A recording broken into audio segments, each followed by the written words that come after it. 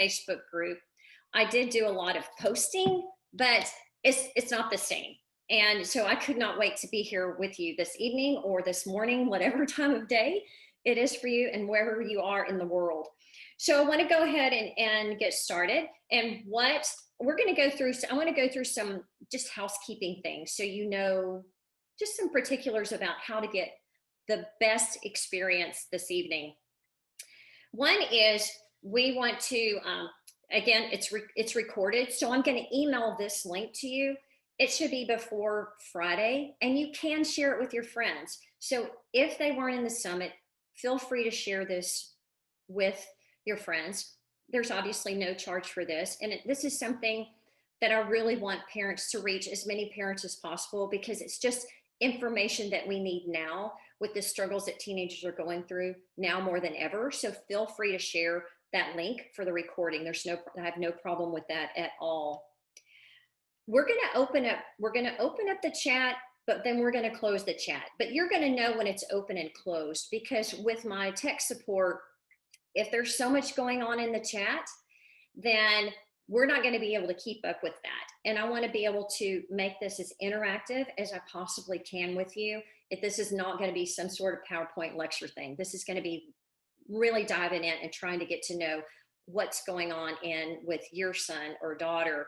So if you're just joining us now, if you came in just a few minutes late, welcome, and go ahead, and if the chat is still open, go ahead and put where you're from. I would love to know where all that you're watching from.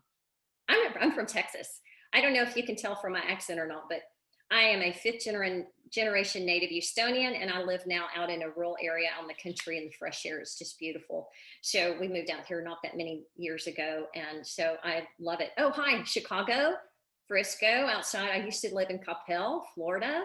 Great. Chicago, Canada, British Columbia. Oh, I heard, oh, Singapore. Wow, and some more Australians.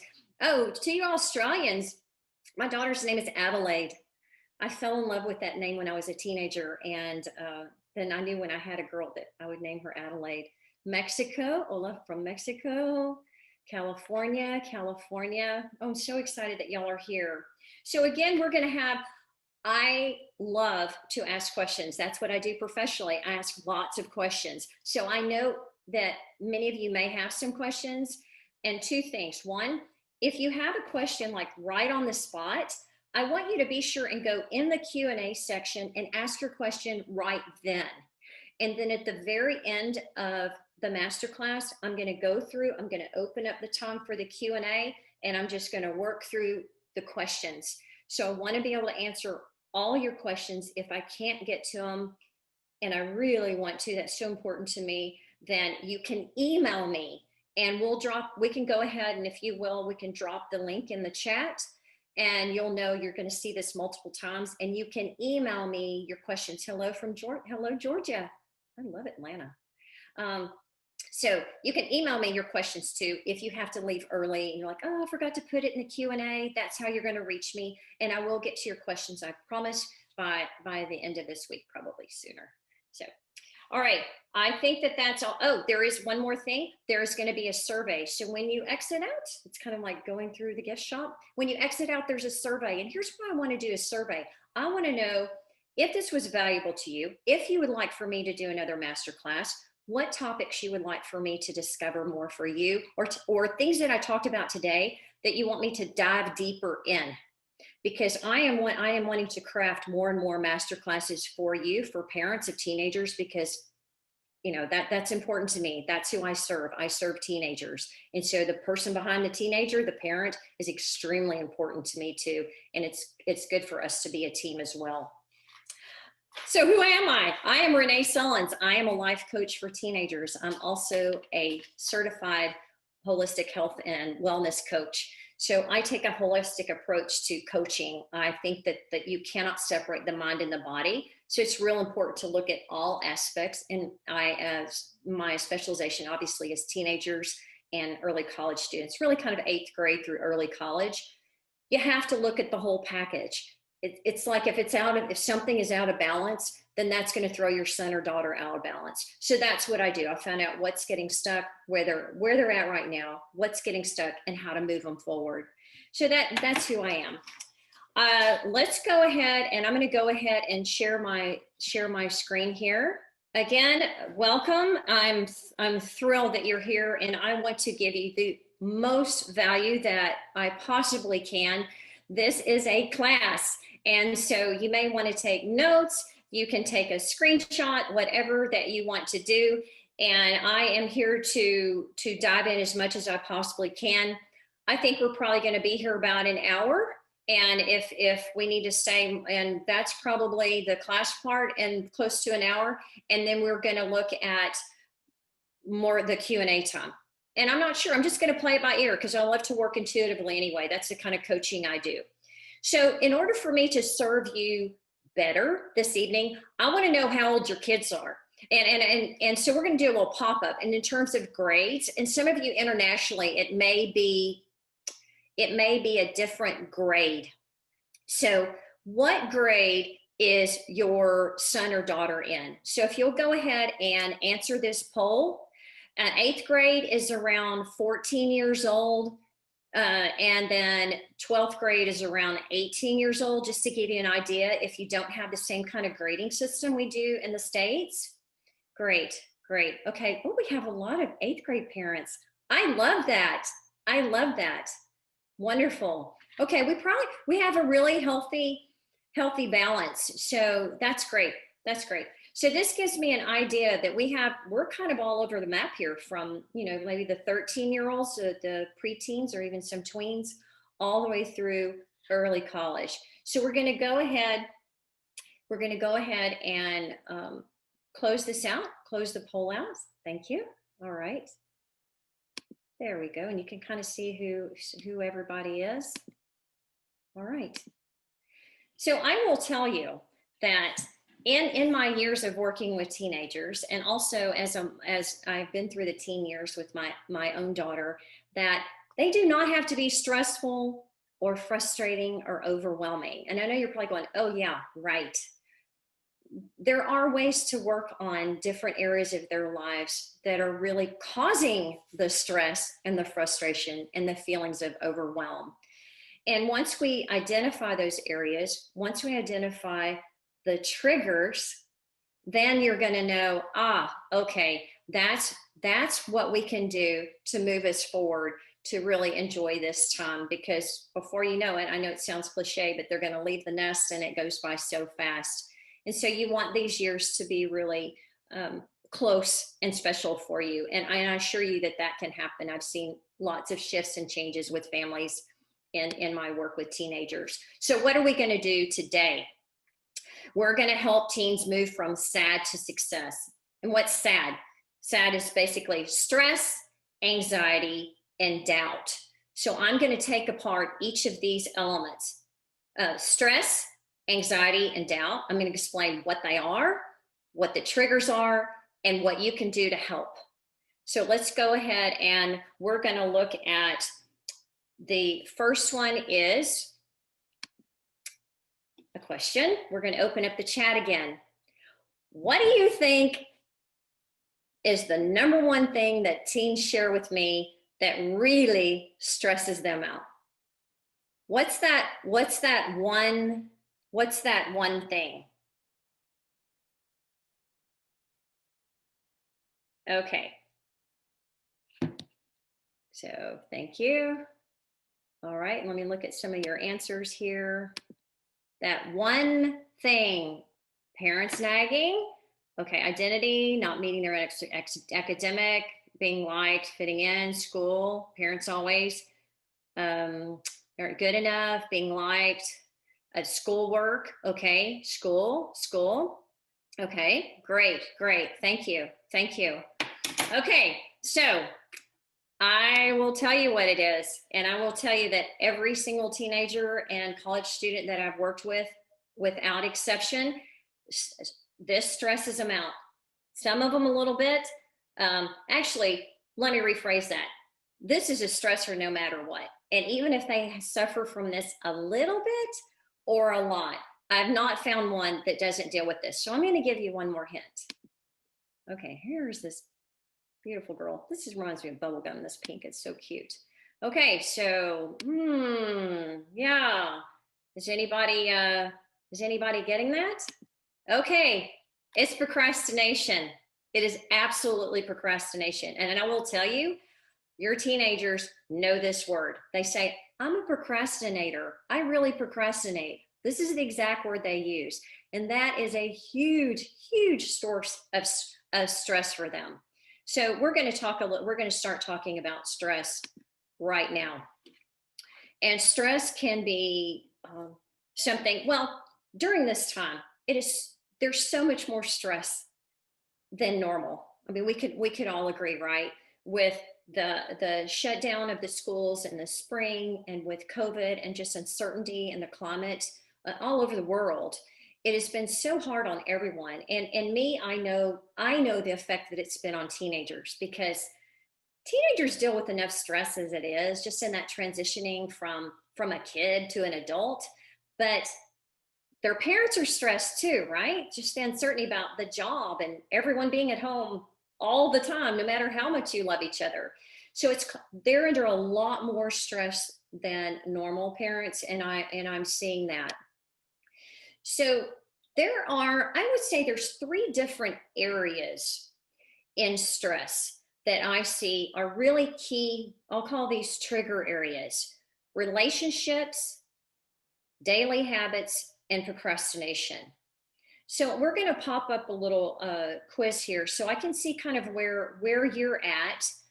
And I want you to know which one of these 3 most applies. Even if all of them apply, let's just pick the most that applies to your teenager right now.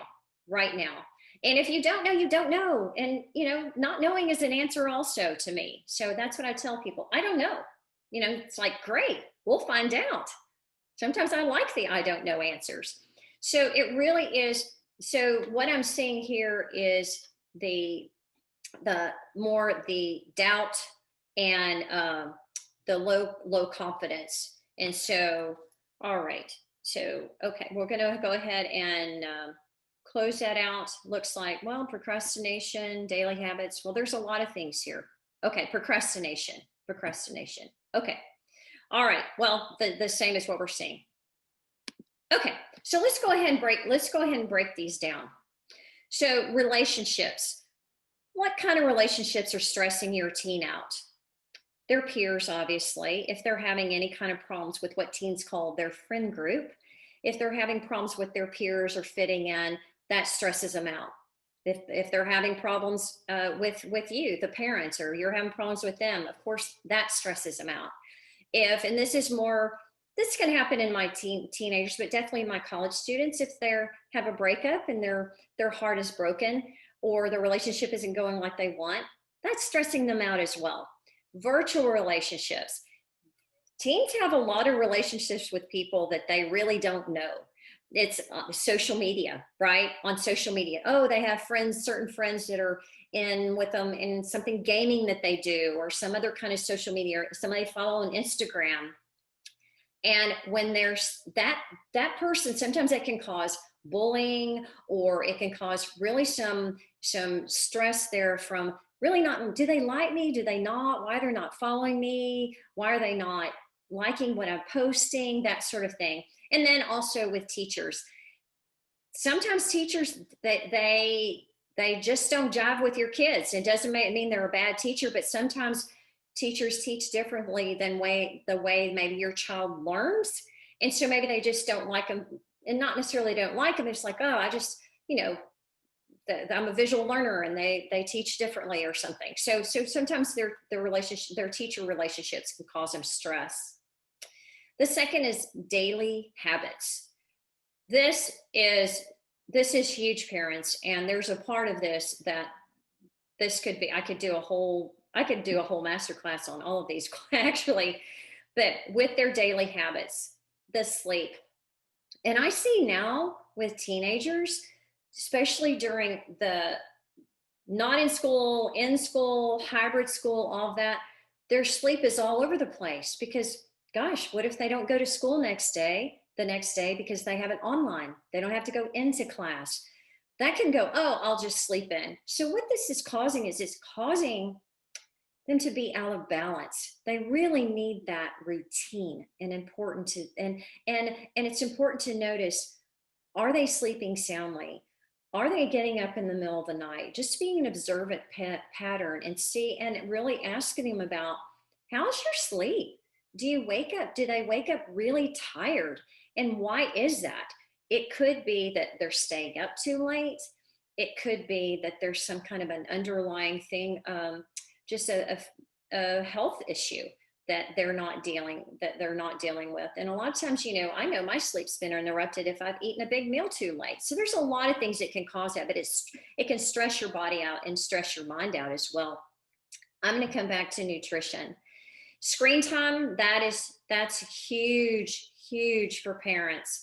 That's a toughie. How much screen time that they spend is, I know there are apps for that, and I know that's something that's very hard to monitor. I'm all about balance, not deprivation, because teenagers, they do not want to be deprived of anything, because they are constantly wanting their independence. And this is the time that we want to give them their independence.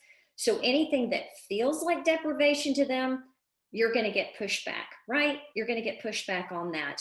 So the screen time actually can cause them stress. I know with my own daughter, and I would be telling you different stories about her, is that whenever she spends, even as an adult, and she's a mother of 2 now, even as an adult, if she spends too much time on her phone, not necessarily even her computer, on her phone, she starts getting stressed out and she starts getting anxious. And I see that, and I see when there's patterns, and I realize that, and she's, fortunately now, she knows that she can catch herself and course correct. So that's really something that can cause stress as well. Lack of exercise. And I like to call exercise movement. And when your teen is not moving, they're not fueling their brains and getting their brains moving, because their bodies aren't moving. And so exercise is really important to help with the stress. And we know that as well as adults. We hear that it helps, everything really from the inside and out. Water intake. I'm finding actually more and more of my teenagers are drinking more water. And I think it's because there's all different kinds of water, and you have to watch the sugar intake in that. But there's cool water bottles, and and I know in college, a lot of the kids have water bottles, and there's water filling stations. And so that reduces obviously on the plastic, and I love that. And so, but there's some kids that drink no water. And so I would encourage you to look at how much water they're drinking. I would suggest 8 to 10 glasses of water, bottles of water. But there's ways, and I actually have a tip sheet that says how to water. So how to do different things with water. So if you're interested in that tip sheet on how to get them to drink more water, or yourself, if you'll just send me an email and just say water or something, send me that thing about water, Renee. Okay, let's get to the procrastination. The number one thing that I see. The things that cause procrastination are clutter. They don't have a plan. They don't have a routine. And the social media is actually really, or gaming is really taking, just sucking their time away. So they keep putting things off. I've talked about the routine a little bit. Let's talk about the planner or the calendar. So I had a young woman that I was coaching, and we were about 2 weeks into coaching. And she said, I said, hey, okay, you have all this work due. And she told me, I'm a procrastinator. That really bothers me. That's what I want you to help me with, Renee. Okay, no problem. So I said, well, where do you keep track of everything? Where do you keep track? And she said, oh, well, I have a calendar on the wall, and it's a really big calendar. I said, oh, great. Well, tell me more about that. She goes, well, I put stuff on it, but I don't put everything on it. And sometimes I use it. I said, so it's not working. And she said, no, it's not. I said, well, just take it off the wall. Take it off the wall. It's not working. Let's see what's going to work for you. And that's really the beauty of coaching, is we try stuff out. If it doesn't work, we try something else until we find something that works just for them. And long story short, she ended up going to one of my favorites is Google Calendar. Seems to work really well for a lot of kids. Got on Google Calendar, and then that was as a sophomore in high school, and then junior year went full time in college, and senior year as well. So that worked for her, and she's no longer a procrastinator. I'm going to get back to the clutter because I have a really good story about that. But with cluttering, if your space is cluttered, we know this as adults, you're not going to be able to find stuff that you need. And so things that you need to work on, you might put off, or it just seems too overwhelming. And so that can cause procrastination. So any of these areas, if you want me to touch more on these, or you have a question about it, please drop that in the Q&A. Again, each one of these could be a different masterclass, and each one of these are all elements that I would be coaching on if necessary with a team. So here we're going to go to anxiety. And anxiety is a really strong touch point for me, because my own daughter suffered from anxiety when we were in college, and when she was in college, a freshman. And we didn't know what it was. We knew that there were some things going on, maybe a little bit in middle school and also in high school. And we actually had, a little bit of testing done. She had a little bit of therapy, but we couldn't really put our finger on it until she came home from college. And we noticed something, her habits in terms of keeping in touch with us had changed once that second semester freshman year came along. And she came home from spring break, and I opened the door, and I'll never forget it as long as I live. And I opened the door, and I didn't even recognize my own child. Her affect was like hopeless, no one home. And it was, and the anxiety that she had, that we didn't know she had developed into a severe depression. And so I have seen what anxiety can do to a teenager. And anxiety is real. It is something I want you to be aware of. It's something that I want you to get your help for your teenager for, because it really can move into depression and other things. So I'm going to show you right now. I'm going to show you some things that you need to look for. And this is something that's really personal to me. And these are things that I see in all my teenagers that have anxiety. And it can be, this is not a comprehensive list, but this is a pretty good list. And it varies. So just because your son or daughter might have, oh, my daughter has 2 of these, doesn't mean that they have anxiety. But I just want you to be mindful of, like, wow, they're showing these different signs and all these together. Or maybe there's just one, but it's really heightened. It's kind of all of a sudden, and it's not going away. That you might want to dig deeper in that to see how to help them with anxiety. So I'll just go through this list. Stomach aches, nausea, digestive issue, really common with anxiety. Headaches actually can migrate into migraine headaches. And I see that in migraine headaches. And that, as we know, if anybody's ever had one, I've certainly had some, is those are debilitating.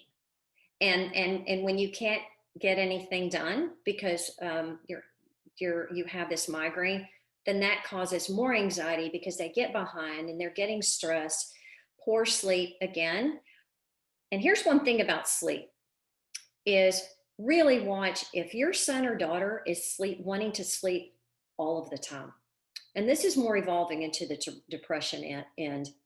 But if they're sleeping a lot, they want to be in the room as if they're wanting to sleep the day away. And this is what my daughter did. And I know I've had some clients like this. This is definitely something, parents, I want you to look at.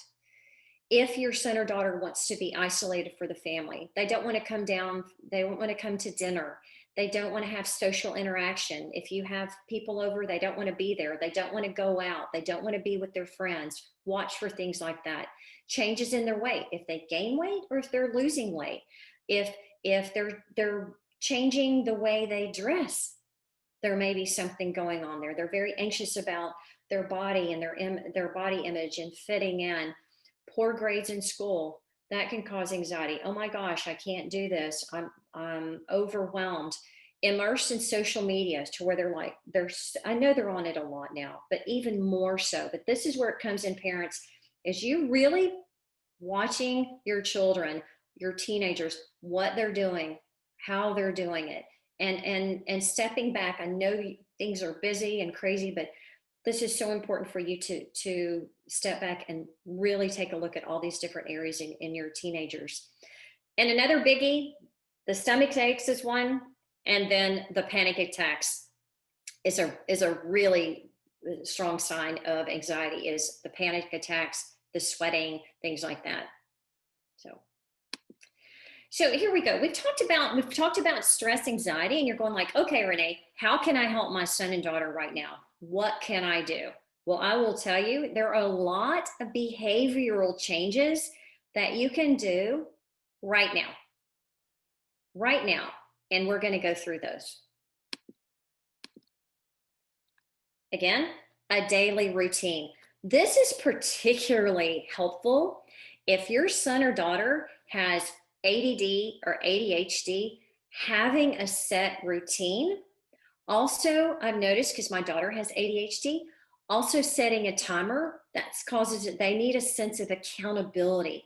Knowing what's coming next can really help forward out anxiety. Knowing where their time is spent and what they're going to do and how they're doing that. So, okay, daily routine. Ample sleep, we've talked about that too. 8 to 10 good hours. Watch when they wake up. If you know that they've gone to bed and they're not on their phone or on their computer in the wee hours, and they've gone to bed at a reasonable hour, they've gotten 8 to 10 hours of sleep, and they're still tired, that's really something to take a look at. Nutrition. Okay, let me stop on nutrition. If anyone watched the summit, a lot of the speakers, they were all talking about, not all, but many of them would mention nutrition or supplementation, which is really because of a lack of nutrition oftentimes. So I tell my teens I work with, if you are not nourishing your body, you are not nourishing your brain to its fullest potential.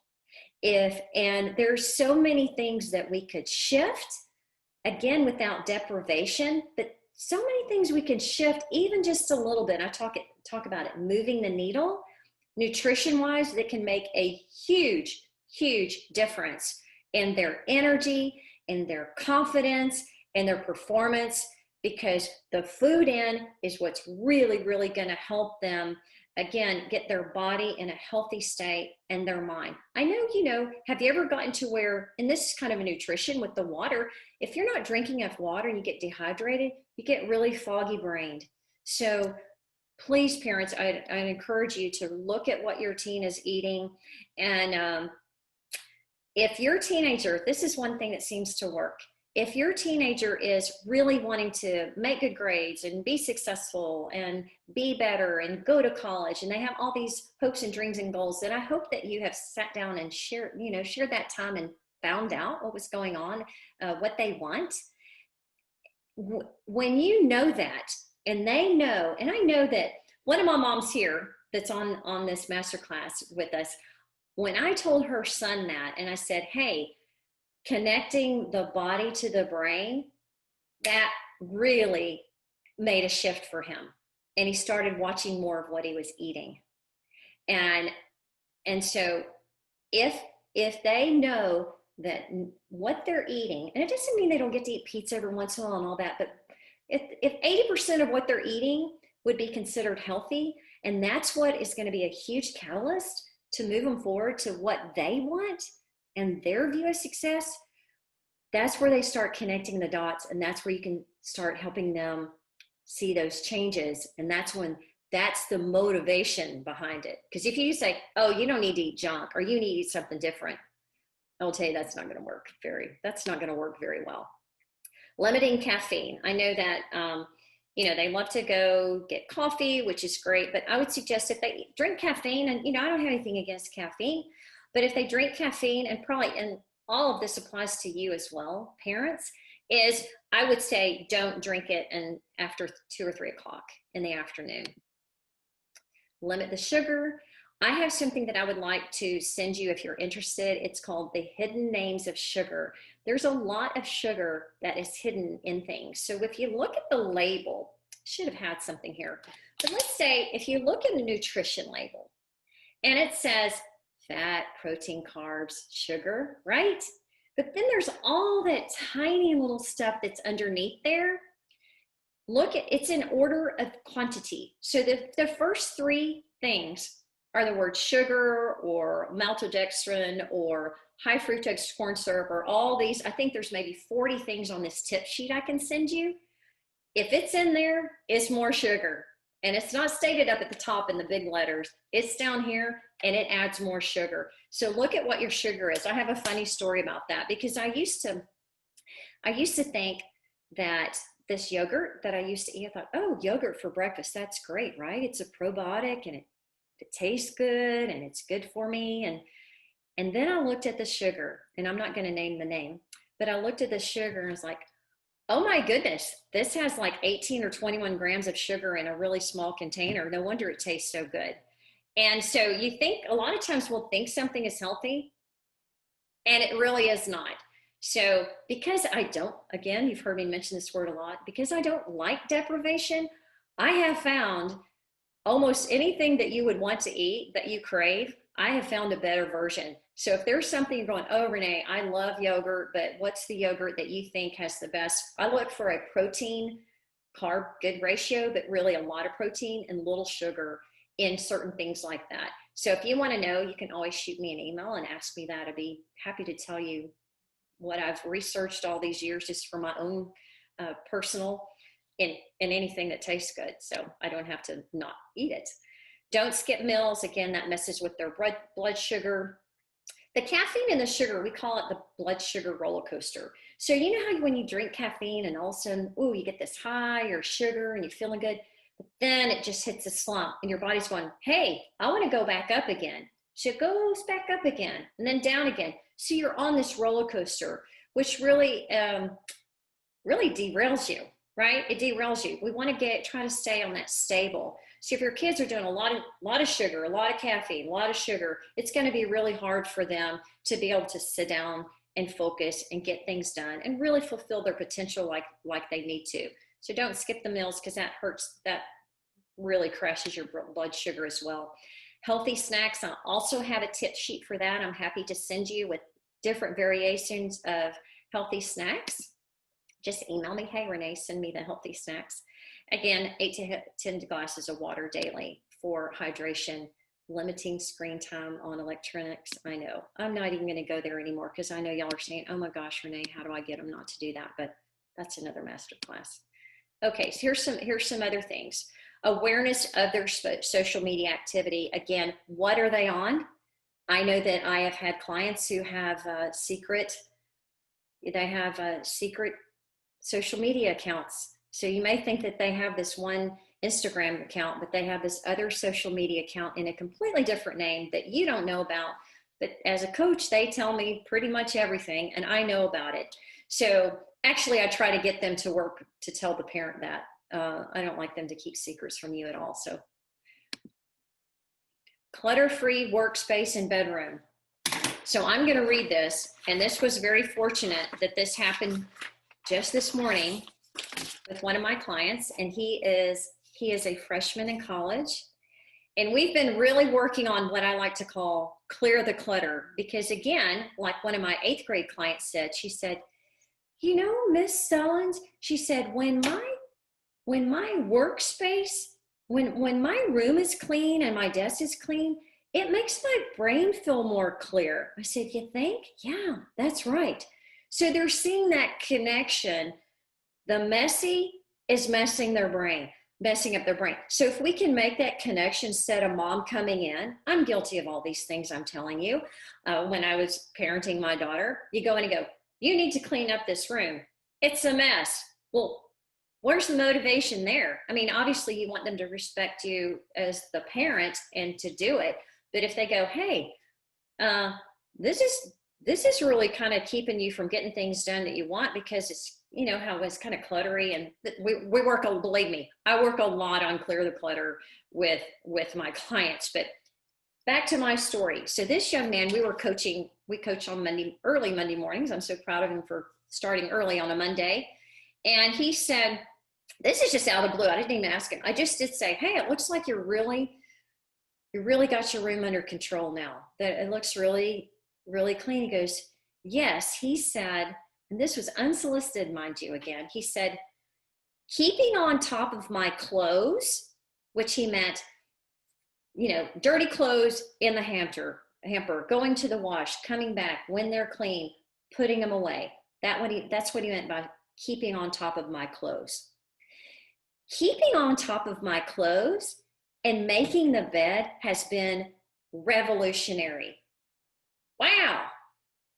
Revolutionary. He said, it allows me to see all the other noise.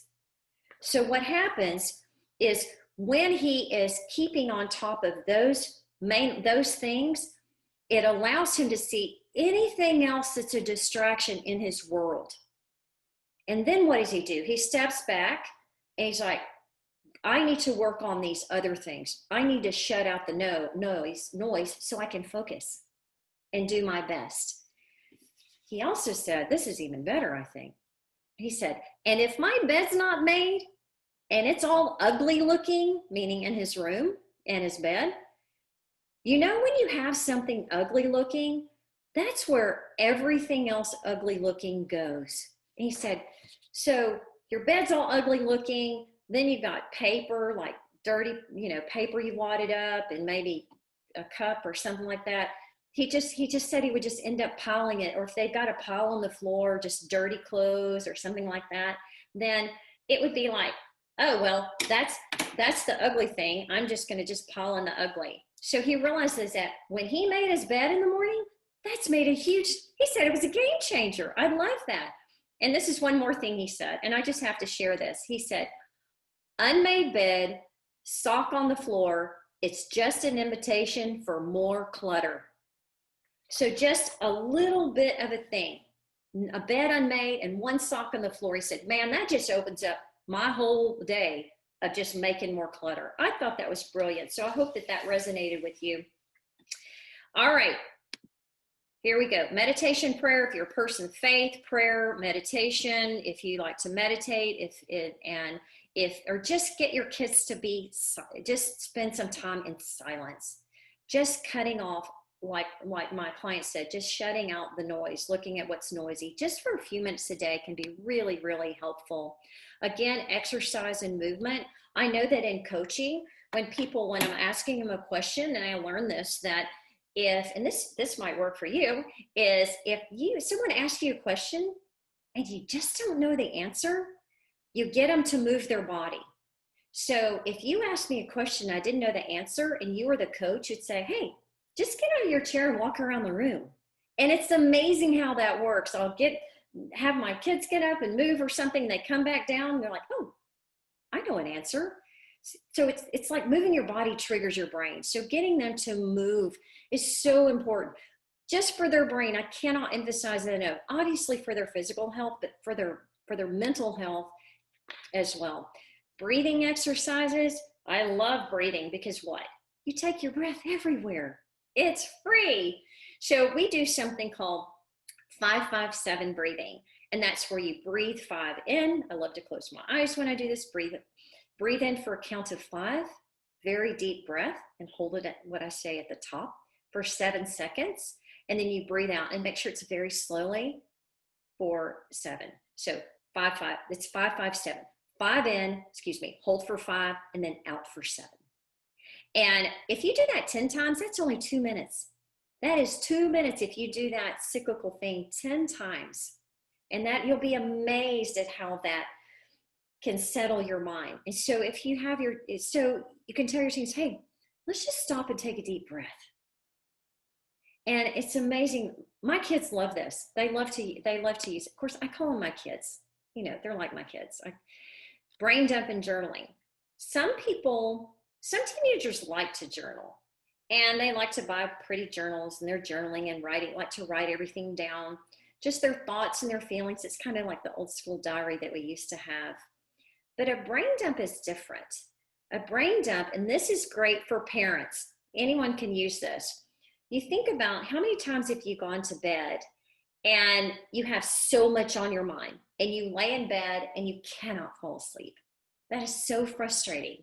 So a brain dump is having some kind of notebook, and you need to have it by your bed or somewhere in your bedroom. So it's this transitional thing that you do. Have your teenager do this. I've given some of my clients journals so they can do their brain dump, and they're just going to open it up. It's just kind of like brainstorming for writing an English paper.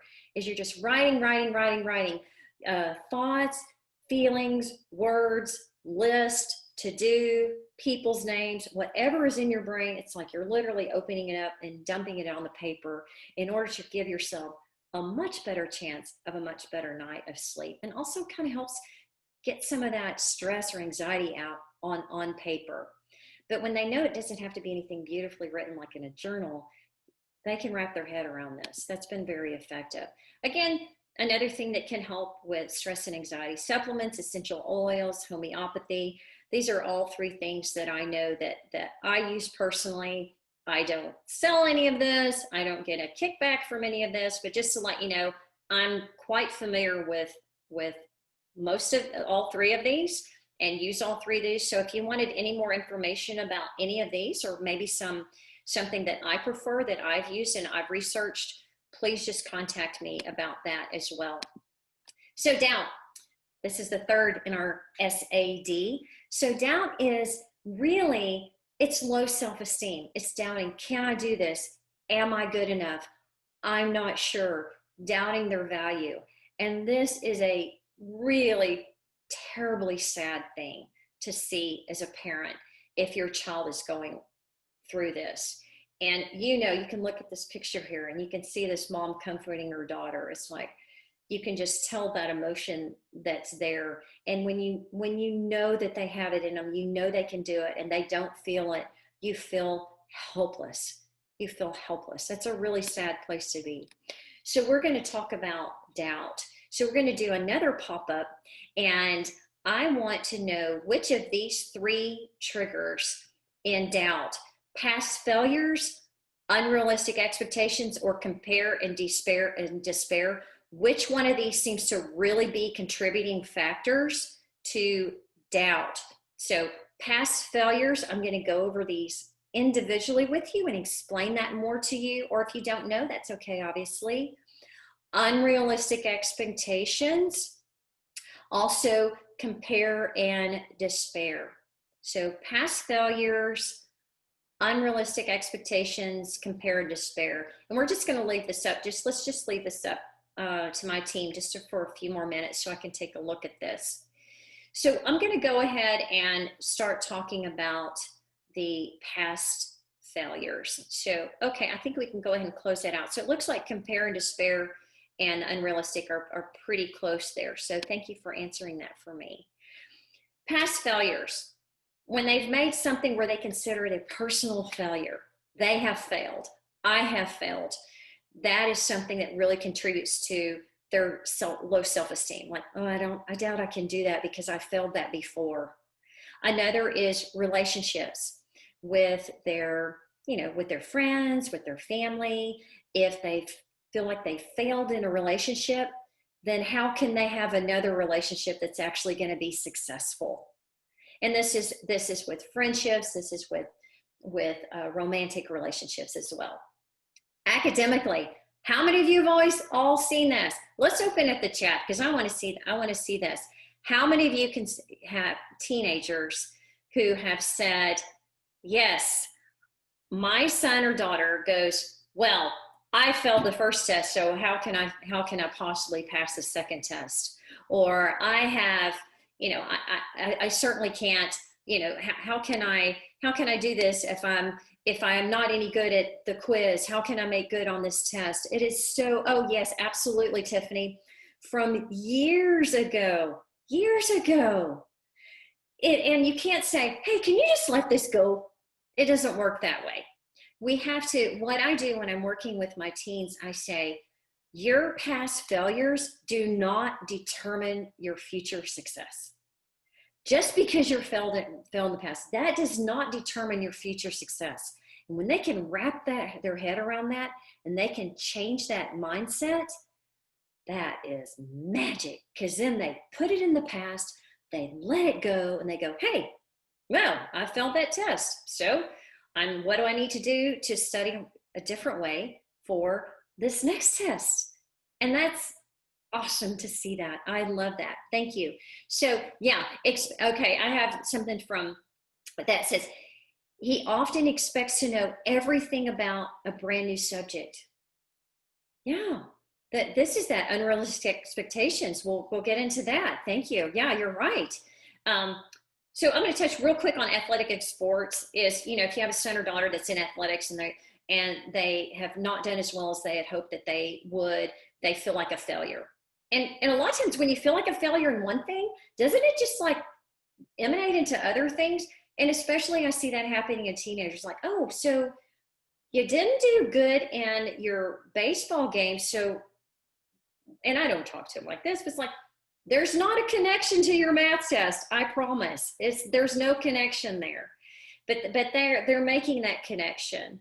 So with unrealistic expectations, let's go there. Let's talk about, oh, I know everything about a brand new subject because they're smart, and that, of course I can do that. So they have unrealistic expectations about themselves.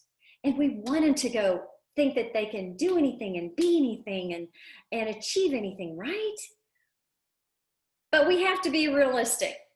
If I know for me, I was a horrible multiple choice test taker, which means I did not do well on the S.A.D way back then. And fortunately, I ranked high in my class, and so I was able to get in the college of my choice. But had the expectations of me thinking I was going to do really well on that test would have been not very realistic, let's just say. So we want to make sure there's a healthy balance there. That's a real hard line to know, and you want to make sure that you're encouraging in them, but you also want to make sure that it's realistic. And again, that's really between you and your child. So here's the kicker, and I want to make sure that the chat is open again, because the unrealistic expectations from parents, and ouch, this can hurt. And we've all been guilty of this. You have this expectation of where they're going to go to college, what they're going to study, what their plans are, and all that. And I will tell you that weighs heavy on them. And because again, with working with teenagers directly in this safe space that I create as a life coach, wow, they have that standard or that expectation from their parents, and when they're not meeting it, it makes them feel awful and defeated. So I think it's important to know what they're wanting to do and talk about your expectations and come to a level of harmony and agreement in that, so they know that they can achieve that. The last is compare and despair. Oh, better executive function. Yeah, that's better executive functioning. That's a whole thing. And that's one thing you need to watch Seth Perler. If you didn't watch him, you need to look on his website. And so it's Seth, SETHPERLER.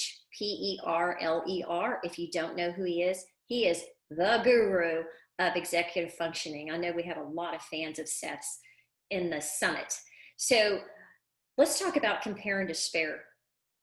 Compare and despair with siblings, and with, oh, my sibling is a high achiever and they went to the college of their choice and all that. Even younger siblings, this could be with older or younger siblings, they compare, and then it causes despair. Compare and despair with their peers. Their peers are achieving these things or doing these things, or they have more money, or they're prettier, or they're skinnier, or whatever it is. Teenagers are notorious about comparing themselves, especially the girls, to everyone and everything, and it can cause despair. Let me tell you. Comparing to the parents. Are you high achievers? Do you have exceptional executive functioning skills? Do you get up early in the morning? Do you have multiple degrees? Do you have a very successful business? Which there's nothing wrong with that. But if they start comparing themselves to you and thinking they need to be just like you or be at that level, and they may be, like Tracy said, you've got, her son has multiple learning issues, and he talks about going to his dream school. And so, but, what are those expectations? And if they're comparing to the parents and they went to their school and they didn't have those learning differences, that makes it really hard, and they start comparing and despairing. And again, with social media, and I'm going to touch real quick here on social media because this is important, especially for you parents of teen girls.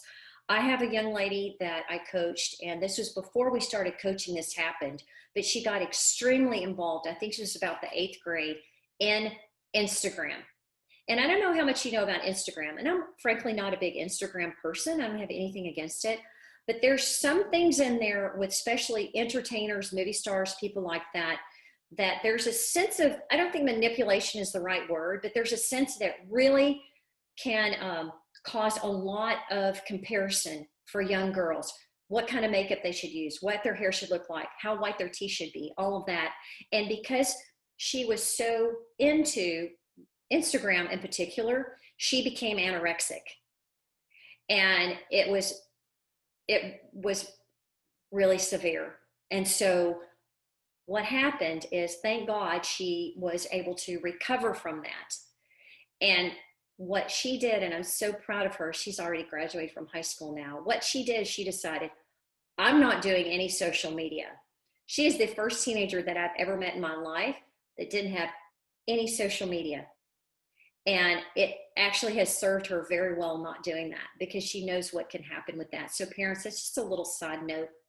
Please, please know what social media that your teens are on and what they're looking at, and how, and even if you don't ask them, hey, you're on Instagram, I saw this, just say, hey, how's it make you feel when you're on there? Like when you, or if you see certain things, or what is it that you enjoy about that? So opening up those conversations. So I know you want to know, with all of this, with SAD, stress, anxiety, and doubt, what's the next step, Renee, right? What can I do? What's the next step? So here's some steps for you. One is you want to start by carefully observing them. Carefully observing their behavior, their sleep habits, who they're with, what they're doing. And it's funny, because until I became a coach, I realized that, and I was a mentor for a long time, I'll touch on that in a minute, is that I thought, the teen years, that's where you let them go. That's where you let out the rope.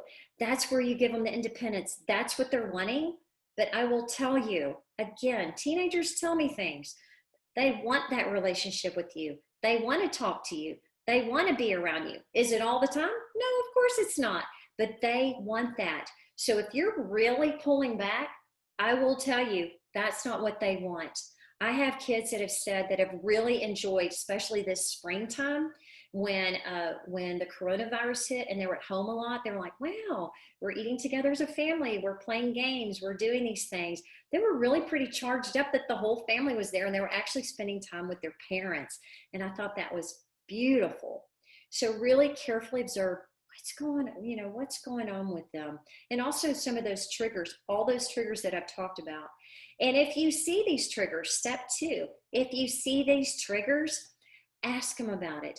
And this is a key point. If you don't remember anything that I've said today, please come from a place of curiosity and not judgment. From curiosity and not judgment. Parents, that is a game changer, a game changer. If you come at it just curious, like, hey, I'm curious, you seem to be waking up a lot and you're really tired. Is there any way, anything I can support you in with that? Or is there something, that's going on? Say it in your own way, but in a curious way. So like, wow, you wake up every morning, you're tired. Of course you're not going to get anything done. And I exaggerate, but you know what I'm saying. We often come from a place of judgment. Oh, your homework's late. You didn't do your homework. Wow, you made a C on that. I thought that was going to be a B because you made a B before. So parents, if you can really make that shift, to curiosity, that can be so helpful, so helpful. Step 3, what action can you and your teens take now? And I've given you that here. What can you take? A lot of small little habit changes. Some are big habit changes. The way habits change, obviously, are over time, and they take accountability. And that's really where coaching comes in. So it's all about accountability to me. And then I come at them without any judgment, just support and encouragement and curiosity. So you can get support in a lot of different ways. And obviously, I'm a life coach for teenagers. So that's one area of support that you could look at. If it's something you want to look at, life coaching, what is life coaching? You know, it's just, again, it's taking the teen right where they're at now, finding what they want to do, and moving them forward and course correcting every week. Hey, what's going on? What do we need to change? Okay, let's tweak that. Again, with the young man with the bed, the messy room. That was months and months and months. And we worked on a lot of different things and we were seeing changes. But once that shift made, oh my goodness, he's like a house on fire. He's reading, and I want to learn how to do this, and he's cooking for his family and doing all this stuff. I mean, I can't even keep up with him from week to week. So if you would like to find out, just curious about life coaching, I have a complimentary parent consultation. Let me tell you about that. A lot of times I'll see, oh, it's a consultation. It's like 15 minutes or 20 minutes. No. You get an intake form. You're going to fill it out really thoroughly. So before I even talk to you, I'm going to know what your pain points are, what your son or daughter is struggling with. I'm going to read over that. And then we're going to talk. A lot of times it's an hour and it's complimentary because I want to make sure it's a good fit. It's a good fit for you. It's a good fit for your son or daughter. And it's a good fit for me because coaching, we're all in. And it's all about them. And it's a team. And they know I am their teammate. I'm not their mom. I'm not their teacher. I'm not their authority figure. I am their coach. I am their teammate. And so they have to be all in. And so and we get a feel for that in that initial consultation. So all you do is you just go to my website right here and she'll drop it into the chat, the reneesullenscoaching.com. You just click on that button and it'll send you to the proper area to set up all of that with me. So I would love to talk to you about that, and any way that I can support you in that would be awesome. So before we're getting ready to open up to Q&A, but what I would like to do is I wear a different hat. I wear 2 hats. And the second hat is I started a nonprofit organization in Houston, Texas 14 years ago called Tapestry of Hope. And we'll drop the link in to the chat too now. And I help underserved teens get into and through college.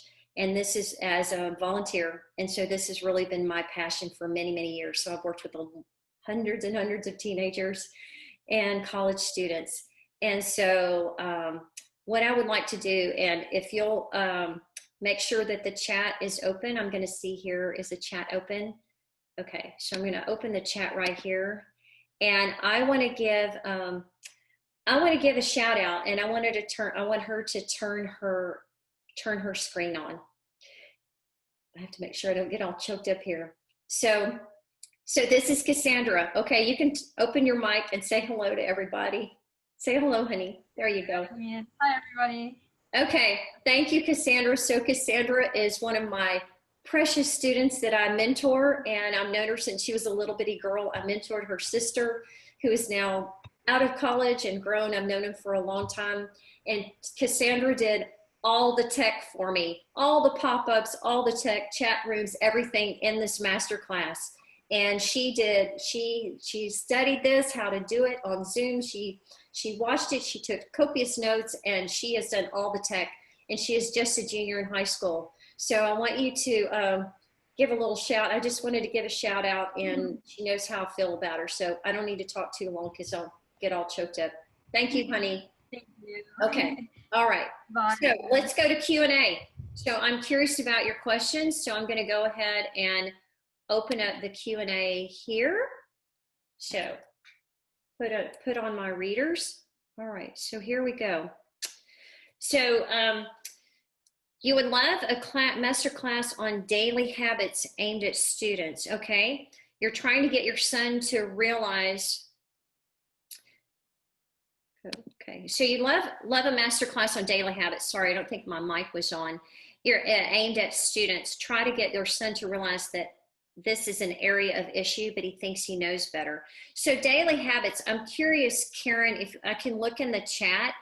If you are, did you watch Hal Elrod? Do you know about the Miracle Morning? That's about the morning. That's about a morning habit.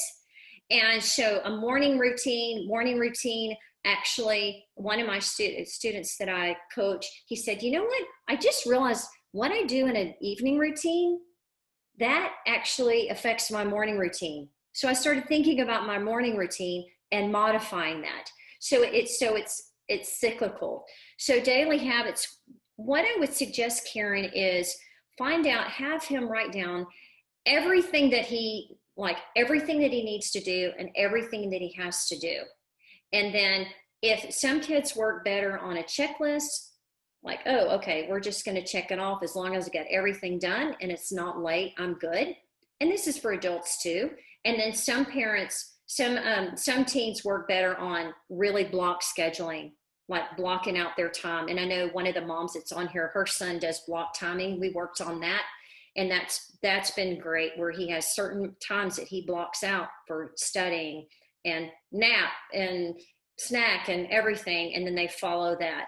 But with your son also, with the daily habits, we would have to break down every single habit, and I would like to know what those habits were, talk to you more about what those were. And he would have to connect the dots to himself. This is why this is important for me. Because once these kids understand why it's important to me, I know it's important to you. They know it's important to you. But at this point, when they're separating from you, getting more independent, they just want to know what's in it for them. Why is it important to them? And that's what I help them do, is connect those dots. And when it's important to them, when we get down to the root cause, really why, that's when you're going to see those daily habits start changing. But that's a great idea to have that class. Okay, so Tracy says, my son has a planner sitting on his desk next to his computer, but he doesn't use it. How do I get him to, oh, here we go. I think I need to answer this. Here we go. It's my first time to do. I need Cassandra here. Okay. So the son has a planner sitting on his desk next to his computer, but doesn't use it. How do I get him to use the calendar? I've kept reminding him to complete the work. Why does he have to do it, etc.? Well, here's the thing. Can y'all hear me? I want to make sure y'all can hear me, because I've never used a Q&A before, just to be real here. Can you hear me? Great. Thank you, Tracy. Okay. So here's the deal. I love this. I love it when I can catch them and stuff. So here they got this nice little planner, and parents, it needs to be the planner that they pick out. If you have a certain kind of planner that you like and you think one works for you, it may not work for your kids, and you're going to find out really quick. So help them find a planner. Let's say they found a planner they like, but they're still not using it. At least it's on his desk, because sometimes they keep it in their backpack. I'm like, hey, where's your planner? It's like, oh, it's in my backpack. I'm like, oh, what good is that going to do you? I'm like, well, none. Okay, let's get it on your desk. And I tell them, their planner has to be open on their desk. I told one of my clients today, I said, your planner needs to be open. If anything is closed, you're not going to see it. You're not going to use it. Your planner needs to be open to that day on your desk. And if they don't have a cluttered desk, at least we have a running start. But again, Tracy, so many things are so much deeper than this. Like, yeah, he has a planner. Maybe it's open, right? But does he see the reason to have a planner? Does he really understand the concept of time? Does he really know how to prioritize things for himself, to make himself feel successful, to give him the confidence that he is, not just to please mom and dad? So you see how, like, those deeper things, that's what coaching is. I'm like a little, I know this sounds silly, but I'm like a little squirrel that just keeps digging for a nut. I mean, that's what coaches do. I'm digging until I get to what it is. And then that's what it is. And it's what they're telling me, not what I'm telling them, because I'm an intentional listener. It's like, whoa, they get it. And then we can move forward. So hopefully, Tracy, that answered that question. That helped with that question. So, oh, great. So Eileen said her high school senior is finding that a 3-foot long whiteboard next to his desk is working for him. Ooh, that's funny. I just told one of my clients today, I said, because he's working on a really cool strategy. It's with Post-it notes and it's working great. But he said, you know what? And this is when kids have been coached a while, they realize they're starting to observe their own habits. Instead of me bringing it out in them, they're going, hey, I'm working on this. And all of a sudden I notice this needs a little tweaking. That's beautiful. And so he said, this is not working exactly. And I said, and I told him, I said, why don't you get one of those big whiteboards? They're not cheap. Why don't you get one of those? I said, and make sure you get the eraser and the pens because, you know, they forget. And he said, that sounds like a great idea. So what are we going to do? We're going to try it and see if it sticks. So, okay. Thank you, Eileen, for that. All right, Tracy, another question. Especially difficult because he's multiple learning. Okay, so again, I have I know my daughter has ADHD. A lot of my clients have ADD or ADHD. It just seems to be pretty prevalent. And I have clients who are in public school, private school, homeschool, college. With the dysgraphia, I'm not so familiar with that. Dyslexia, I know because my husband is dyslexic, but I know that you can be very successful and have dyslexia. So there are certain ways. And Tracy, I don't know, Tracy, if you're still here, if you can let me know, did you watch Peggy Ployer, Ployhar? Did you watch her summit interview? If not, she is with SPED, S-P-E-D homeschool. This is not just for homeschoolers. She has great information on, and it's a great support network, very deep and wide of all kinds of information that she has. And so it would really help you if your son or daughter, any of you, is dealing with any sort of learning difference. So be sure and look at SPED homeschool. That's her Facebook, and I think that's probably the name of her website. She is a wealth of information. Okay. All right. So we got a lot of questions in chat. If you can, we're going to go ahead. If you'll make sure, I'm going to open up the chat, but if you will, please switch your questions over to the Q&A. That way I know that they're there because I don't want to miss your questions. So if you want to comment, yes, but if it's a direct question, if you'll just switch them over to Q&A, I would really appreciate that. So my precious little Cassandra is saying, there's lots of questions in the chat. So, all right. Okay, thank you, Tracy. Karen. Let's see. So here we are with Karen. Does anxiety ever express itself as anger and intolerance of others? Well, you think if you're really frustrated with yourself and you're anxious, then a lot of times that we tend to take out things on people around us because we just don't know what to do. When you're anxious, you don't even know where to go. You don't even know where to go next. So with that anxiety, it's sort of like it can cause, definitely. I mean, I remember seeing that in my daughter. She'd be like, well, I don't know why, and I don't know why I have to do this, and be angry. I saw that. And intolerance of others, I would say yes. And this is just in my personal experience as a parent. Yes, because if we don't really understand anxiety, if we're not anxious ourselves, or we don't experience like they do, they feel very misunderstood. Like, I don't want to go out in public because it makes me anxious. And we're going, why? We're just going out to dinner. You know these people. We've been with them all the time. That could cause some anger and some intolerance of others, like, well, you don't understand me, so I don't want to be around you. So hopefully, Karen, that's a little bit of an answer.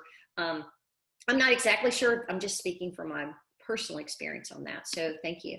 Okay, Cynthia. So Cynthia, you said of your past failures, I don't have your whole question. So Cynthia, if you'll retype your question for me, it had something about past failures. Okay, so Cynthia, did you hear that? If you'll retype your question for me, because it's not fully in there. Susan, We know your child isn't getting enough. We know our child isn't getting enough sleep and his behavior is highly affected. Oh, they're 17.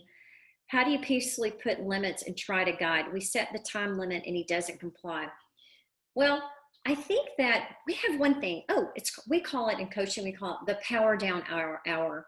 This is really good for you parents too, is if they go to sleep, let's say, you start out, we go, okay, let's say, how many hours of sleep is the goal?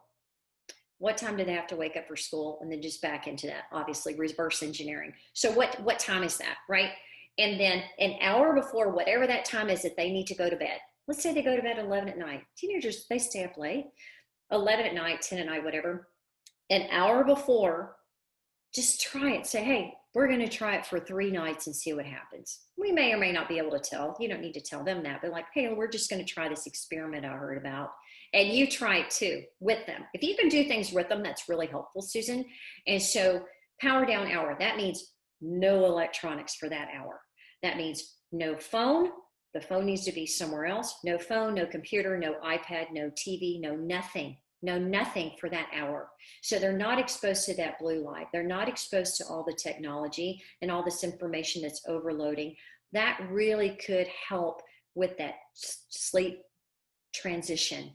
And I do a lot of work with sleep with my teens because sleep is like sacred in my house. And I know, again, it's rest and restore. I know how important that is. So I have teenage boys who actually take Epsom salt baths to help them sleep. So can y'all hear me still? I didn't click the live icon. Can you hear me still? Can y'all hear me? You can hear me. Okay. All right. Susan, did you hear my answer? I just want to make sure. I think I keep forgetting to. Okay, good. Okay, sorry. That's why I have a 16-year-old helping me with this part. All right, so anyway, there's different things that you can do to kind of get them into the sleep mode and suggestions. Again, I say like this, let's just throw it against the wall and see if it sticks. If it works, fine. If it doesn't, we'll try something else. So the limits, make sure the limits are coming from a place of not deprivation, but just like, hey, I know you want to be on your phone. I know you want to talk to your friends, but we're just going to cut it off about 30 minutes before bedtime. And we're just going to give it a try and see if that might help you sleep better so you feel better, son. So something like that. Again, from a point of curiosity, like, hey, let's just see if this works. And if it doesn't, that's okay. We're just going to give it a try. I heard this woman talking about it. You can put everything on me. I don't care. I'll be the heavy. So, all right. So Stacy, how do you shift the tone of your suggestions so they don't sound critical or judgy? I find it so hard to say things in a way that don't end up with my kids getting defensive. Being curious makes sense, but that won't always work. Any other suggestions? Okay. Whew, that's a good question. So I would ask you this, how do you know it sounds critical or judgy? Is that something that you're telling yourself that it sounds like that? Or is it something that they're telling you it's critical or judgy? That's kind of a coaching question. That's two different things. If they're thinking it's critical or judgy, that's how they're processing it. And that's the conversation you have, like, hey, I wanted to talk to you about this, but I'm feeling that you think maybe I'm being critical, and I really don't want to be. I love you, and I just want to find what works best for you, because this is important to me. And so if it sounds like criticism, I assure you it's not. How would you want me to express this to you? How would you want me to talk to you about this? And so again, but if you're being critical or judgy, then that would give you pause to step back and go, why do I think it's judgy? Why do I think it's critical? And that would be a coaching session too. So hopefully that gives you a little bit of an idea. It's with anything, it's always a process. It's always a process. It's always a journey. And if you're open to knowing that there's no like, oh, this is the only way, or this is the only way, or we're going to try this. And sometimes it works and then it doesn't work anymore. And you have to try something else, but you see it more as a journey. And kids love that. They love that it's not like, oh, they're just going to be perfect. It's like, hey, sometimes I'm procrastinating. Most of the time I'm not. And that's a win. And that's what I want to talk to you about, parents, too. Please, please celebrate the wins, the little wins. If they make their bed one day out of 7 and they've never made their bed before because they are starting to see the realize that is a win, and celebrate those wins. All those little wins, I assure you, they all add up. And I purposely have my clients talk to me about the wins. And when we talk about the wins, and sometimes I'll make them make a list of the wins, and they light up. It's amazing what it does for them.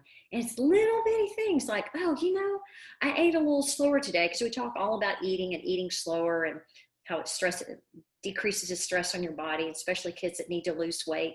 It helps them to lose weight. And she'll say, you know, I tried that one meal and I actually left some food on my plate. I'm like, whoa, that's awesome, because it is a win. And she just had this big smile on her face, like, wow, cool. And what do you think that did? That made her want to try that again, because it's a win. Really step back and look at those little wins for the parents. I encourage you. Okay, Rosa. And anytime you need to drop off, that's fine. But I love answering questions. So as long as you want to stay, I'm good with this. Okay, Rosa, my college freshman. Okay, ADHD, 2E plans. He plans to be his theoretical. His theoretical mastery routine is exercise, nutrition, school time. Every night he goes to bed with the conviction he's going to follow it, and everything is going to work out. However, when it comes to father, he is an expert in sabotaging himself. Any suggestions? Yes. We're all masters at self-sabotaging at some reason. So what it is that your son, he hasn't connected the dots to the why. If we don't know the why, we're not going to follow through. We're not going to follow through. It's like, hey, you don't need to go steal that. It's like, okay, all right. It's like, why? Well, because you'll get in big trouble and you go to jail, or there might be something on your record and you can't get in college. I know that's an big example, but I'm just saying, you have to understand the why. So if he hasn't connected, then like, why is this really important? What is this doing for me? Because it's just words on paper, I tell kids. It's words on paper. You can plan yourself to death. You can have all the expectations in the world, but if you don't know the why, and that's what I do. I said, we connect to the why really early on. We have and it's like, why are you doing this? And when they connect to the why, it's like what makes them wake up in the morning. Oh, I know why. And it's their why. It's not your why. It's their why. So hopefully that helps you. That's a lot of work in the session on the why. And once we get that, it just makes it so much easier. Rebecca, do you help them move forward when the explosive anger or the shutdown anger is anxiety? Or how do you help them move forward when explosive anger? I will tell you that I haven't had a lot of experience with explosive anger. And so, but I will say that I did hear someone that was in one of my interviews in the summit talk about anger and how, oh, I know who it was. I know. It was, I think it was in the Teens and Stress with Dr. Hotze. And he talked about how his son would have just explosions of anger. And what they found out that it was a milk intolerance. And he was drinking like a gallon of milk a day or something. And once they took him off the milk, I mean, he was like, an older kid or probably a teenager or something. And once he got off the milk, it was amazing. And then I don't know how much longer after that, his dad came home and his son was really angry or whatever. And his dad said, did you have some milk today? He goes, yeah. Well, how does it make you feel? Well, it makes me feel really mad. And I know with my own daughter, she has a lot of food intolerances and food allergies, and it absolutely affects her behavior. Absolutely. So Rebecca, if you haven't looked into any sort of nutritional shifts or food testing, if you haven't done that, I would highly recommend that. It's just amazing how that can work. Jill. Okay, Jill, here we are. Jill, How do you get your child to buy into getting a life or executive function coach? Mine will work with a therapist and tutors, but doesn't want to work with a life coach or executive functioning coach.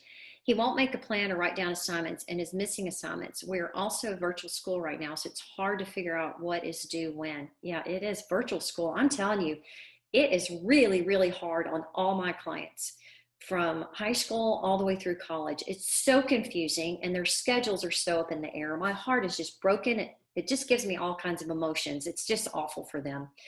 All right, so I think that probably your son might not understand exactly what a life coach or executive function coach is.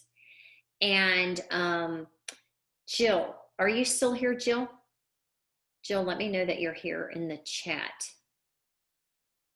Is Jill still here? Okay, all right.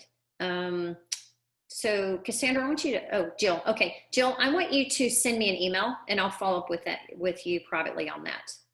So if you'll send me an email, okay, all right, because I can talk to you a little bit more about that. All right, so Cynthia, you stated since that I missed the remainder which started with your past failure. Oh, your past failures do not determine your future success. Is that it?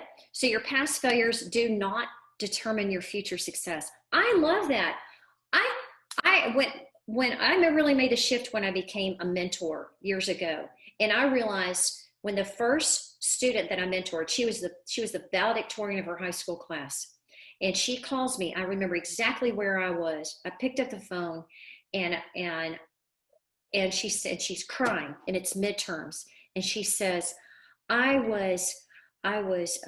failing two of my classes and I don't know what to do. And she was just so upset. I'm like, hey, I failed some classes in college too, and I turned out okay. She was like, really, miss? You did? I said, absolutely. I said, just because it doesn't mean that you're going to fail the class, even if you're not doing well in the middle. Let's get you some help. But also owning the failures and accepting the failures instead of letting them define you, just like, they make us stronger. They make us better. And once I became a mentor, that was a game changer for me. That absolutely changed my life. It helped me to forgive myself for past failures and move forward, realizing that that does not define me and does not define tomorrow or the next day or my future. And that was so powerful for me. Eileen, I get a ton of pushback from my 14-year-old. 14 is a hard year. I'm telling you, those ninth graders, on any sort of assistance. He definitely is in being independent mode. He does have ADHD, and we've really done a lot to get him a well-filled toolbox, but he really balks at asking for or being offered. Do we just sit back and observe and be kind of a safety net? Well, actually, I would find out what. So you said he really balks at asking for or being offered help. Do you know, Eileen, I would look at, why don't you have him make a list like, hey son, what's everything, like I love just like column A and column B. I have my kids do this a lot. Column A is what's everything that you would like support in. I like to use the word support. This seems a little less threatening than help. So what would you like support in? You know, academically or anything. What do you want some support in? What do you need support in? Whether it's from me or dad or whatever, what do you need support in? And what do you not want support in? And then have a conversation about that. So you know what he needs it in. So you can fill that need or get someone else to fill that need. And then what does he not want? And then you have conversations like that. I'm curious, you said you don't really want support in XYZ. And you would say, the follow-up question with that is, tell me more about that. You don't say why. We don't say why not. That's why parents say, well, why not? Sounds nice enough, right? But say, I'm curious, tell me a little bit more about that. Well, I really don't want it because I want to try to do this on my own, Mom. And if I fail, I fail. And, you know, I just don't want you doing everything for me. Okay, so you don't want me to do everything. Why is that? Well, because it's important, you know, Mom, and I'd be going off to college and you're not going to be there. So see how the question and then another question, another question. That's what we do in coaching. Dig, dig, dig till we get to the real answer. So hopefully, Eileen, I would just do that A and B and start from there. I'm just scratching the surface on a lot of these answers. So hopefully these are some helpful things. So Cynthia, I'll come back to you. Rebecca, I don't think I've had a question from you yet. So Cynthia, I won't forget you, I promise. So here's Rebecca. How do you help them recognize that videos they watch is causing them anxiety and depression when they get very combative and defensive about it? Well, do you want the coach answer or do you want the mom answer? That's what I would say. I would say that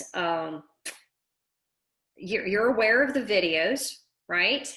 And maybe a lot of times we, I've discovered that we can't really, it's hard to just tell them something, right? It's hard to just tell them something. If your son or daughter is open to reading something, if you can research, Google, there's everything. If you can research some sort of an article that would be in enough of layman's terms that says, hey, I just read this article on videos. I didn't know about this. You can act just kind of like, I didn't know about this. And what do you think about this? Just ask them, don't say read it. Just say, hey, what do you think about this? Because I see that. I have seen that. And that's where the monitoring comes in. But that's truly up to your parenting and what works for your family. But if your son or your child recognizes that they are anxious and they are depressed, if they recognize that, that's a start. And then we go back from them and go, when do you feel the most anxious? Well, I feel the most anxious when at like 10 at night. Well, you go, well, what do you do right before that? Well, I usually am playing games with my friends. Do you think there's any connection between that? I'm just curious, I don't know. Well, it's like, hey, well, maybe we just try one night and see, maybe there's a difference there. So that gives you kind of an idea. Again, these are all scratching surface because these are all deep dive coaching sessions and mini coaching sessions, sometimes with a team for me to help them find out the reason behind it. So Teddy, let's see. How to give motivation for work habits and how to connect. Again, that goes with the same. The motivation comes from the why. If you do not know why, if they do know not why, even bother in your case to have work habits, then you can't connect. Okay. And your follow-up question says how to connect the why. It's their why, so they're already connected to it. Like, hey, why do you want to go to college? Well, because I want to get a job. Good job. Why do you want to get a job? Well, because I want to buy a nice house. Why do you want a nice house? Well, because I really like a nice house and I want to buy nice things. Well, what will that do for you? Well, it'll make me feel really happy and make me feel like I have accomplished something. So really what they want is they want to be happy and accomplish something. That's what they want. All this other stuff is just dots in the middle. So that's the why. So it's about asking those questions one after another. That's what we do in coaching, one after another to get to the why. But those questions have to be answered to get to that why, especially like with work habits. Why, what is a work habit? Why it's even important? Why is that important? Why is that important? You see what I'm saying, Teddy? It's just, why is that important? Okay. Hopefully that gave you a little bit of an answer. So do I executive function coach? Yes, I do. It's all tools in the toolbox, right? And so it's all finding out where their obstacles are, where that lies, and finding ways to make that work for them. And keep trying things based on again, intentional listening, lots of questions to find out what's going to work for them. And again, like with the young man with the Post-it notes, once we figured out that's what's going to work after trying a lot of different things, and then today we added an extra thing, the board on the wall. He was so excited. He was just jumping out of his skin today. It's like, oh my gosh, I'm going to go get one. That's perfect. That's going to put me exactly where I need to be. So yes, to answer your question, yes, I do executive function coaching. Okay, so let's see with Cynthia. How do you help a child Cynthia, how do you help a child in early 20s who still thinks about past negative friend experience when in teens? She has shared them and has made her be different when now making new friends, as she does not trust easily. I have a feeling they're still affecting her life. Okay, so what we would want to find out is we want to find out really the details of that negative friend experience, how that made her feel, and I like to use this phrase like, what are you telling yourself? Like, what is yourself telling yourself about that? So I just worked with a client the other day about this. She said, well, this happened to her when she was really, really young. And I said, well, how did that make you feel? And she said, it made me feel like they didn't want to be my friend. Well, how'd that make you feel? Well, that I wasn't worthy of being a friend. And how that make, well, that I wasn't valuable. So really that person being mean to you made you feel not valuable. And so we would work off of that. What is value? What does value mean to you? What things do you see make you valuable? And then we would also look at the wins, all the different things and different relationships that she's had since then. And then also what kind of friend she wants to be. What is valuable in terms of being a friend? So that's all different. This is just, again, really scratching the surface on that. But I was just working with someone on that, and she realized that she had held on to that, and she's in college, held on to that feeling all that time. And we were able to get to the bottom of it, what it really, really made her feel, and how to change that. It's all about, coaching is all about mindset changing to change the habits. You change the mind, you change the habit. You change the mind, you change the habit, you change the life. So, okay. All right, let's see. Okay, so we've got anybody else? Okay, so I've got some things in the chat, and I'm gonna, let's see, we've been on for like 2 hours here. So I'm gonna go ahead and close it out pretty soon. Let me ask a couple of more questions. And then if I have not answered your question, please, please, please, if you'll drop in, Cassandra, please put the email address. You can email me your question, and we'll set up something so I can go ahead and get to your, so the link, yes, it is recorded, and you're going to get the recording in your email when I can get my head above water. And I also have my grandchildren here, so visiting, so in the next few days. So that's an interesting question. Do I do family coaching? Well, actually I do coach like multiple siblings, but it's all individual. I just started a new thing that every once in a while, this works really good, that when seems to be some kind of disconnect. I think someone asked about improving communication. Oh, I have a story for you. Is that I brought the mom in. I started doing this more when I see a need. I brought the mom in to the coaching session, and the mom's basically kind of over here, it's all via Zoom. And the mom's over here kind of like a fly on the wall. And I am in a coaching session with the son or daughter, coaching. And the mom she's on mute. She knows that when I unmute her, which is probably almost at the very end of that session, that she can say a few things. I will ask her questions, but it's never going to be at criticism this way. It's just going to be asking some questions, maybe if there's some clarification needed, and then I'm going to continue helping them to communicate with each other after we're done. And I will give you an example. I have a young lady that I coached, and she and her mother were like at odds a lot, and she was a freshman in high school. And so I thought, wow, I think I need to bring the mom in here. That's the first time I did this. I think I need to bring the mom in on one of these coaching sessions. And so I brought her in, and the kids, the teenagers, they really get in the zone where they forget that mom is there. They get totally in the zone because it's all about them. And I'm asking them, and they know me. They're we're a team. We're working together. And I said, well, what is it that, tell me about when you come home from school and there seems to be conflict with your mom. She goes, yeah. I said, well, tell me more about that. She said, well, when I get home from school, my mom comes, I go up to my room. Of course they do. They love their room. I go up to my room, and then my mom immediately comes in, and she's asking me questions, lots of questions. And she said, you know what? I don't mind answering the questions. And I love my mom and I want to spend time with her.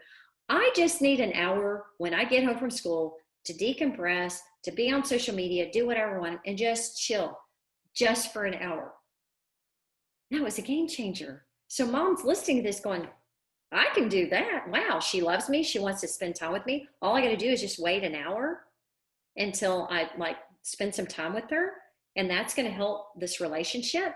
So, so that was a really cool thing. So I've started doing that more when I see the need, or if the teenager, if they want me to, or something. But it's not a lot, because it's a safe space for the teen to go ahead and tell me many things. The only time I tell the parent the information is if the teens are going to literally hurt themselves or hurt someone else, and then I will talk to the parent in terms of like really saying, hey, this is going on, we need to do this. Otherwise, I coach the teen how to talk to the parents, how to tell them something themselves. So with family, so Park, why don't you email me, and we'll and I can talk to you more about that offline, okay? So we can do that. So go ahead, and I'm going to look here. So we talked about communication, recording. All right. Okay. So I'm going to go ahead and close it out here. If I did not get to, oh, perfectionism. Yes, I've had a lot of those. So Lisa, if you will email me your question, Lisa, if you're still here. So if not, so Cassandra, I want you to go ahead, and we're going to do some screenshotting for me of some of these questions that we didn't get to. So I'll make sure that we get to them. So thank you. I know we went long, but gosh, I love answering questions. Thank you, Rosa, for that kindness. And I will let you know if I do another masterclass. This was so much fun. I love the live stuff. This is my thing, live. So I appreciate you being here. I hope this was encouraging and that you learned some things. You know how to get in touch with me. You can email me. You can set up a consultation. It's complimentary. There's no obligation. I would love to hear what's going on with your teenage son or daughter. And oh, thank you with my grandchildren. Yes, my granddaughter is 2 and my grandson is. Okay, have a good night, everybody. Thank you so very much. I really appreciate you being here. And oh, yes. So, oh, you're in Saudi. Yes, thank you. Oh, you've been a lot. You've interacted a lot, Ms. Habib, in the Facebook group. I'm so glad you're here. Thank you so much. I recognize your name. So big hug to everybody. Parents, you can do this. You've got this. It can be really a joyful time. I assure you, I've seen it. It can happen. So be encouraged. Again, please feel free to keep in touch with me. And my heart just goes out to you. Be safe, be healthy. And I know that we're all going to get through this together. So, and again, I just want to really appreciate Cassandra, my sweet, precious young lady who has helped me with all the tech part of this. I could not have done this without her. She's done a great job, and you'll be seeing more of her too. So thank you so much. I'm going to go ahead and sign off here.